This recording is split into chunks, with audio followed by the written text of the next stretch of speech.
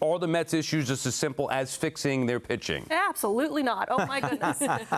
So I think one of the biggest things that we heard David Stearns talk about a lot was this idea of run prevention, which is just pitching and also defense. One of the biggest issues the Mets got into was the fact that they had these contact-heavy pitchers and a defense that could not handle all that thunder. So what happened here is that suddenly they were not preventing runs. I believe they had something like -5 runs saved in the month of August and September, and that really came back to bite them. So you're going to be looking for a more defensively sound team, particularly at that third base position. Brett Beatty looked good enough there, but you kind of want to look a little bit more into a little bit more depth to see if you can find somebody who can really plug that hole. In addition to that, the idea of lengthening the lineup, you have Juan Soto. You had two 30-30 players. You had you had Pete Alonso with his 38 home runs, and still because the lineup was so short and so top heavy, they were not driving in runs the way that they should have. Now you're looking at a team that might be without Pete Alonso and his 126 RBIs. That, I know Pete can be a defensive liability in certain situations. I think that could be disastrous for this team if they do not make that up. And I think, guys, we're going to probably talk about this all winter as changes start to come. But do the Mets have a core issue as well here? Do they have to move on from an element of the team of the that we think of as like the Mets guys, Fab Four, we got them in here, they're fabric and all that sort of stuff, and I wonder if that's going to manifest itself. You heard Connor mention Jeff McNeil. Is he going to be on the team? Is he one of those guys who would be? I don't know. I like him as a player, but would the Mets be improved if they did not have to find a spot for Jeff McNeil in the lineup, if that opened it up for, I don't know, somebody else to play second base? They also have a bunch of these young players who kind of are like, drifting is maybe not the right word, but it sort of gets at what's happening with them. Like, what are all of their roles? Like, who's going to do what? Who's going to get a chance to actually show what they can do? Do those guys get moved? They're not, all the guys I'm thinking of, the Vientoses of the world, they're not David Stearns' guys, so they could be moved along, and maybe actually that starts to help the pitching, the remaking of the pitching staff. I think I'm really curious about how the roster construction is going to be made. It seems there's a lot of questions right now, clearly.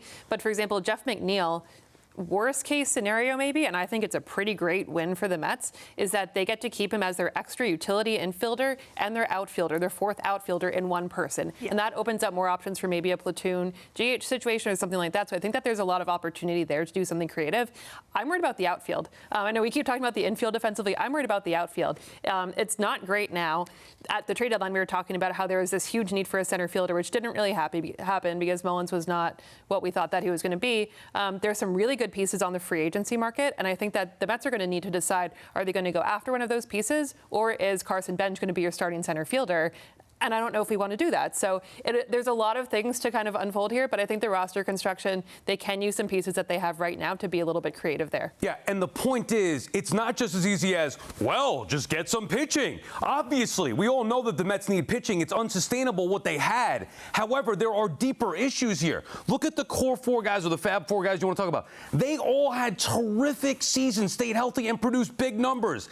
And it wasn't enough. So the idea of running it back and hoping that pitching would complement that, and that's going to stay the same way, is foolish to me. They clearly need to get better defensively. How are you doing that with an aging shortstop who's also declined defensively? Brandon Nimmo, who is, to your point, a liability in left field. Alonso, who, if they do bring him back because they need his offense there, and I agree with you, they do, he can't throw or field the way that you need to for a full season. Like, there are a lot deeper issues here than just, well, go get some arms and the Mets will be fine. Ironically, one is not Jeff McNeil. Yeah, right. Exactly. Like McNeil, Vientos, you can move on. Like, those aren't the key things here. Got it. Like, there are obviously bigger issues here. Yeah, I mean, look, you've heard David Stearns bring up defense time and time again when he's got media availabilities. At some point, I know, remaking the team is not as easy as just that. It's like turning an aircraft carrier around in some ways. But, there are going to be defensive players brought in here to maximize run prevention, as Laura was getting at earlier. I mean, how does that manifest it with all the poorer defensive players or sliding defensive players that you mentioned, Sal? And that can't be at the expense of, as Laura said initially, lengthening the lineup. If you look at the postseason teams right now, they're getting production, every single one of those postseason teams, not the Reds, but aside from them, they're getting production all through the lineup. The Mets were not doing that at any point this season. Yeah. At times we thought, oh, here's a game that might have sparked that. They didn't do that the entire season, so they really need to address that. Look at, like, if you watch baseball's postseason, you see guys diving all over the place in the outfield, saving what would be game-changing base hits, and the Mets just don't have that. Now, the big question is, so we know defensively they need to upgrade, we know they need to change some things. If they do let Pete go, which, by the way, is the easiest thing because he's not signed, right? Like, moving Nimmo, as you heard in the podcast, not going to be easy. Moving Lindor, let's say, not going to be easy. Moving Alonso, easy, but then how do you replace his offense? I don't know that you necessarily can. And I understand when you talk about you want a first baseman who can defend, but honestly, just working with Alonso to maybe move him into a DH role, I think could be an option down the line. I do feel like the Mets should kind of keep this going. The one thing about Pete Alonso that was interesting is that everyone, of course, expects him to kind of fall off a cliff because he's a power-hitting first baseman, hitting his like mid-30s-ish. He's about to go into his age 32 season, but he's a very smart player. He's an intellectual player who has learned how to adapt because he knows that eventually his physical talents will decline. This is a type of guy that I think I would want on my team. So I really don't think they should move away from Pete Alonso. I'm with you. I want him back, but I do want him back as a half-season DH, half-season at first base.